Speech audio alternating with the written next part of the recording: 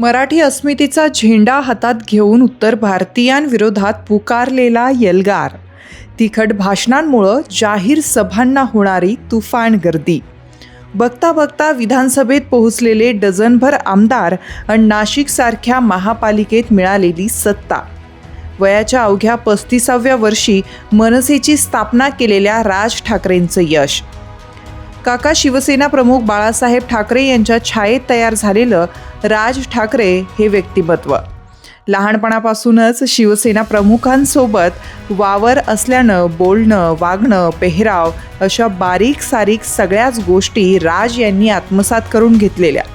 उद्धव ठाकरे यांना जबाबदारी सोपवण्यावरून मतभेद झाले आणि राज यांनी टोकाचा निर्णय घेत थेट विठ्ठलाला बडव्यांनी घेरलं म्हणत शिवसेनेला जय महाराष्ट्र केला.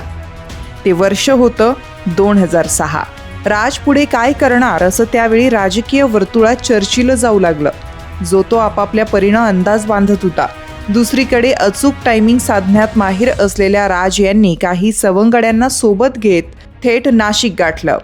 वसंत गीते, अतुल चांडाक यांच्यासारख्या काही शिलेदारांसोबत सल्लामसलत केली. पुढं असंच संपूर्ण राज्याचा दौरा करीत त्यांनी पुढे काय पाऊल टाकावं याबाबत मतं जाणून घेतली. अखेर नवीन पक्ष काढायचा निर्णय घेऊन त्यांनी मनसेची स्थापना केली. मुंबईत 9 मार्च 2006ला त्यांनी ही घोषणा केली. आक्रमक भाषाशैली, प्रस्थापितांविरोधात ठोकलेला शड्डू यामुळं त्यांच्याकडे तरुण आकर्षित झाले. मराठी अस्मिता आणि परप्रांतीय म्हणून उत्तर भारतीय हटाव हे सुरुवातीचं आंदोलन प्रचंड गाजलं. थेट रस्त्यावर उतरून केलेल्या या उग्र आंदोलनामुळे त्यांचा पक्ष सामान्य जनतेलाही आपलासा वाटू लागला.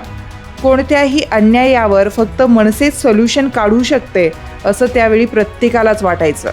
नाशिकसारख्या शहरानं 3 आमदार तर पालिकेची सत्ताही त्यांच्या हाती सोपवली. पुणे, मुंबईसारख्या शहरांवरही मनसेचं गारुड त्यावेळी बघायला मिळालं. पहिल्याच प्रयत्नात डझनभर आमदार ही या पक्षाची त्यावेळची दमदार कामगिरी.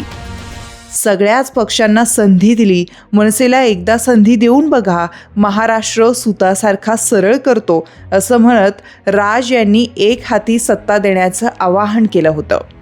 त्यांच्या सत्तेच्या काळातच कुंभमेळा झाला होता. आक्रमक मनसेच्या यशाचा आलेख पुढल्या काळात घसरत आला.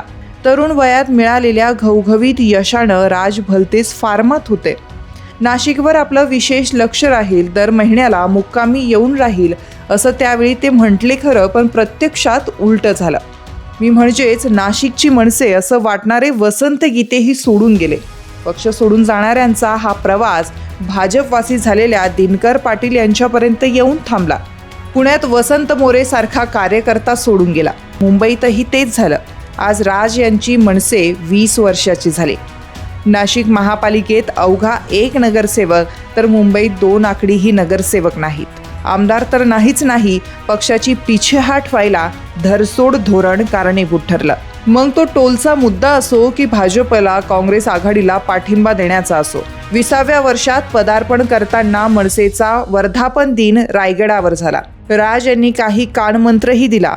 पण एवढ्यावरच भागणार नसून संपूर्ण महाराष्ट्र राज यांना स्वतःला पिंजून काढावा लागणार आहे. जनतेत आणि कार्यकर्त्यांमध्ये विश्वास निर्माण करावा लागणार आहे.